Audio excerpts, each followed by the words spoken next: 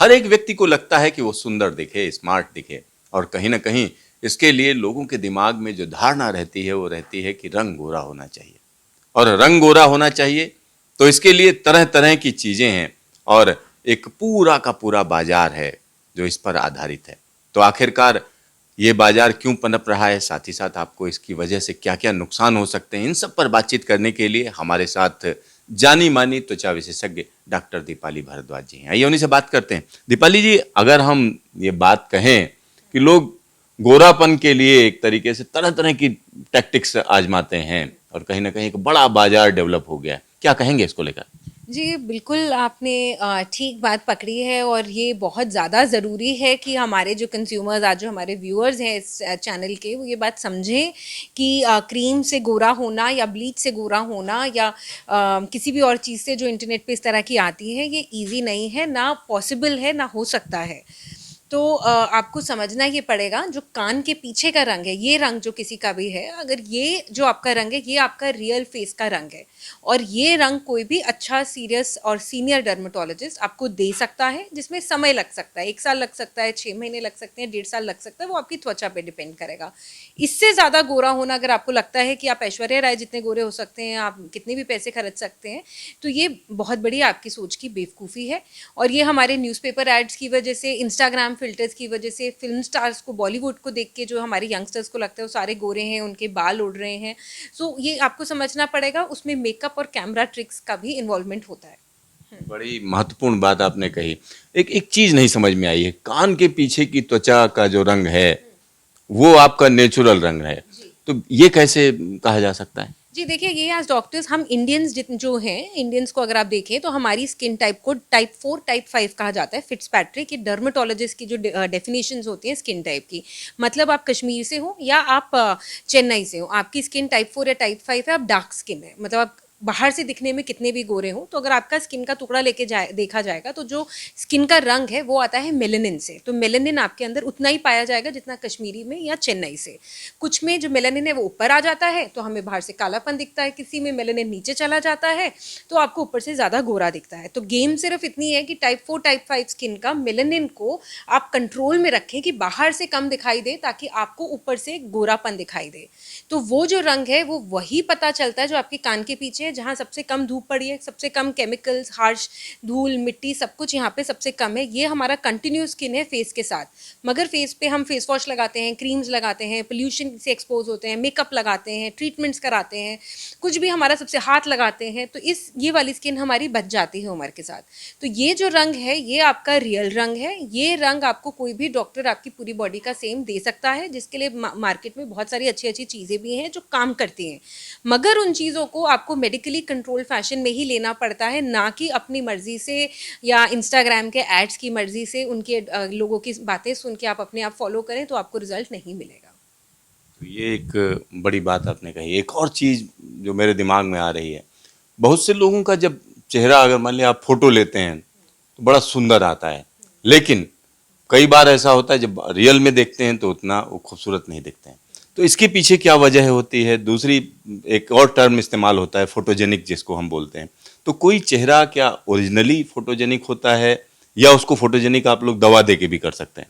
ये मेरे से ज़्यादा अच्छा तो आप इतने सीनियर जर्नलिस्ट हैं, आप ही बता देंगे, और कैमरामैन बता देंगे कि वो फोटोजेनिक के लिए, देखिए, बहुत तरह तरह की फ़ोटो ट्रिक्स होती हैं। मेरे ऑफिस में मेरी एक असिस्टेंट हैं जो इतनी अच्छी फ़ोटोज़ खींचती हैं। मेरे पास भी सेम फ़ोन है उनका भी, मगर उनको आता है, वो कला है उनमें फ़ोन में खींचने की।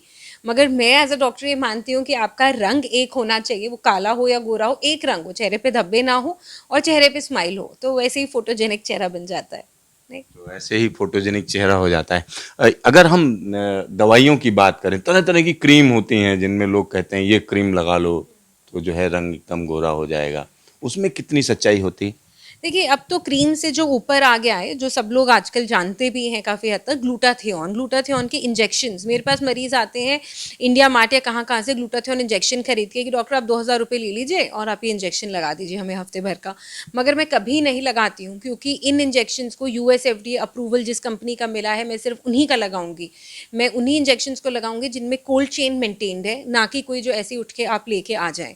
सो प्लीज़, ग्लूटाथियोन काम की चीज़ है, मगर उसको भी हम खराब ना करें, करें, क्योंकि ग्लूटाथियोन किस तरह से यूज़ होना चाहिए वो अमेज़ॉन वगैरह नहीं जानता है। डोजेज और ट्रीटमेंट हर मरीज़ का अलग होता है। मुझे खुद लेना हो अलग होगा, इनको लेना हो अलग होगा। Gents, ladies, body weight, age, sex हर चीज़ के ऊपर डिपेंड करता है। सो ये ग्लूटाथियोन को मिसयूज़ जो हो रहा है वो कम करना चाहिए। सबसे ज़्यादा ज़रूरी है आपका घर का किचन। अगर आपको अपनी हेल्थ अच्छी रखनी है, अपनी स्किन की हेल्थ अच्छी रखनी है, तो आपकी डाइट में विटामिन सी बहुत सारा होना चाहिए। Vitamin C, vitamin E, vitamin B, इन चीज़ों को, अपनी मात्रा को अपनी डाइट में अच्छा बढ़ाएं। काफ़ी फ्रूट सैलड्स को बेक्ड, बॉइल्ड, ग्रिल्ड फॉर्म्स में ज़्यादा खाएं। एक बात याद रखिए, हमेशा जितना भी कोई भी सब्जी जो भी हम खाना खा रहे हैं, जितनी देर वो गैस के ऊपर होगी उतनी वो हमारी शरीर को कम फ़ायदा देगी। मतलब क्या कि वो जितना कम उसको पकाया जाएगा, जितना उसको रॉ खाया जाएगा, उतना हमारे लिए हेल्दी हो जाएगी। तो त्वचा हेल्दी रखने के लिए ज़रूरी है आपका खान पान बढ़िया होना चाहिए। अच्छा, एक और चीज़ जो है जिस पर लोगों का ध्यान रहता है, बहुत से लोग अब तरह तरह के साबुन होते हैं, उनके ऐड आते हैं, कोई एक्टर दिख रहा है, कोई एक्ट्रेस दिख रही है, और कहा जाता है कि आपकी त्वचा से आपका उम्र का पता ही नहीं लगता है, या इस तरीके की कैच लाइन ली जाती है। तो क्या कोई साबुन का भी कोई रोल होता है कि आपकी त्वचा जो है ग्लो कर जाएगी, सुंदर दिखेगी? जी बिल्कुल, देखिए साबुन का, फेस वॉश का, बॉडी वॉश का, इन चीज़ों से भी बहुत फ़र्क पड़ता है कि आप अपनी स्किन का कैसे ध्यान रख पा रहे हैं। मगर जैसे हमने पहले भी कहा आज वीडियो में, आप ये मत सोचिए कि ऐड के साबुन से आप गोरे हो पाएंगे। जो आपके कान के पीछे का रंग है वही आपका रियल रंग है, उससे ज़्यादा गोरा कोई नहीं आपको कर सकता। दूसरी चीज़, साबुन हमें चाहिए डर्ट, ये जो पूरे दिन भर की धूल मिट्टी है अपनी बॉडी से, वो हटाने के लिए। आपको लगता है आप घर के अंदर हैं तो भी आपको डस्टिंग अपनी बॉडी की करने के लिए। तीसरी चीज़, जब हम 4-5 साल की उम्र के होते हैं तो जब हम नहाते हैं या बिना मतलब सिर्फ स्क्रबिंग भी होती है, तो हमारे जितने स्किन सेल्स निकलते हैं, मतलब जो स्किन सेल टर्नओवर टाइम जिसे हम डॉक्टर्स कहते हैं, वो बहुत फास्ट होता है। उम्र के साथ साथ वो धीरे हो जाता है, उसी को एजिंग कहा जाता है। इसीलिए नहाने में वो भी हमें हेल्प करता है। नहाने के साथ साथ आप साबुन कोई भी लगाएं, मैं हर मरीज़ को कहती हूँ उसको अच्छे से घिसें अपनी बॉडी पे। साबुन, मेरे पास ऐसे ऐसे मरीज़ भी हैं जिनसे मैंने पूछा है और मैं हैरान हो जाती हूँ, उन्होंने इस जीवन में आज तक साबुन ही नहीं लगाया और वो सिर्फ और सिर्फ अपनी बॉडी को अच्छे से घिसते हैं और उनकी स्किन पे कोई प्रॉब्लम नहीं आती है। सो मेन कॉन्सेप्ट है कैसे आप नहाते हैं, आप वो भी एक कला है, उसको अच्छे से अपने बॉडी को घिस के नहाएं, टावल को ढंग से घिसें अपनी बॉडी पे। That is very important to scrub and remove the dead cells. जो स्किन के डेड सेल्स हैं वो निकालने की कला ही को, आर्ट को ही नहाना कहते हैं। और वो बेदिंग आप किसी भी चीज़ से करें। एज अ डॉक्टर हमारा पसंदीदा साबुन या लिक्विड साबुन, आपको दोनों में से जो यूज़ करना वो हो जिससे आर पार दिखाई देता है। मैं कंपनी का नाम नहीं कहूँगी, मगर आर पार दिखने वाले साबुन या लिक्विड साबुन हमेशा ज़्यादा अच्छे होते हैं। उनमें केमिकल कम होता है, ग्लिसरीन ज़्यादा होता है। और दूसरी चीज़, आप इस तरह के जो साबुन यूज़ करें उनमें भी आप वही चूज़ करें जिसमें परफ्यूम भी कम से कम हो, क्योंकि आज की डेट में हम सब जो इंडिया से हैं और जो इंडिया में रह रहे हैं वो most polluted air of the world ले रहे हैं। सो हमारे को केमिकल से जितना कम कनेक्शन होगा उतना हमारी हेल्थ बनी रहेगी। एक और दीपाली जी, लास्ट सवाल हम कह सकते हैं कि मौसम का बड़ा फर्क पड़ता है। बहुत से लोग जो है कई बार पहाड़ों पर जाते हैं तो वहाँ पर बर्फ वाली जगहों पर जाते हैं, साथ ही साथ बड़ी गर्म जगह होती है, राजस्थान जैसी जगह पहुँच जाए तो आपकी स्किन बर्न कर जाएगी। तो उन सब चीज़ों से बचने के लिए क्या क्या ध्यान रखना चाहिए? आप किसी भी मौसम में जाएं, आप बर्फ़ में जाएं या बीच पे जाएं, सनस्क्रीन ज़रूर लगाएं। सनस्क्रीन बहुत ज़रूरी होता है। बर्फ़ में भी सनरेज रिफ्लेक्ट होती हैं, पानी में भी, बीच में स्विमिंग पूल के अंदर भी। सबसे ज़रूरी स्टेप्स जो होते हैं, सुबह अपना चेहरा ज़रूर धोएं, इमीडिएटली सो के उठते ही ना धोएं। अगर आपका कुछ वॉक की क्रिया है या कुछ, तो सुबह जो रात भर के नेचुरल ऑयल्स हमारी बॉडी से निकले उसको तुरंत मत निकालें। अगर आप घर के अंदर ही हैं, वॉक पे नहीं जा रहे हैं, आप गृहिणी हैं, घर का खाना बना रही हैं, तो सुबह उठते ही चेहरा ना धोएं, ये बहुत ज़रूरी है। 1-2 घंटे बाद धोएं। और दूसरी चीज़, सुबह अपना चेहरा ज़रूर धोएं अपना नहाने के साथ, और रात को अपना चेहरा ज़रूर धोएं। बेशक आप घर के अंदर हो, बाकी टाइम बीच में चेहरा ना धोएं बार बार। फेस वॉश हमने बताया, फेस वॉश और साबुन आर पार दिखने वाला होना चाहिए। सुबह सनस्क्रीन ज़रूर हो, और रात को जो आप अपने चेहरे पे लगाते हैं वो एक तरह से आपकी स्किन का खाना है। जैसे हमारे शरीर को खाना चाहिए, रात को जब हम सोते हैं हमारे फेस पे अगर आप कुछ लगाएं और सोएं तो वो एक तरह से खाने की तरह, न्यूट्रिशन की तरह बिहेव करता है, ताकि सुबह आप नरिश्ड उठें। और एजिंग के साथ सबसे अच्छा बेसिक जो आपके चैनल के द्वारा कोई भी यूज़ कर सकता है, और कुछ नहीं तो आप एलोवेरा जेल लगाएं अपने फेस पे, या कोई विटामिन सी का क्रीम लगाएं। घरेलू नुस्खा करना है तो टमाटर का रस्सा लगाएं। ये ऐसी चीज़ें हैं जो कोई भी लगा सकता है, जिसके लिए आपको ज़्यादा कुछ नहीं करना है।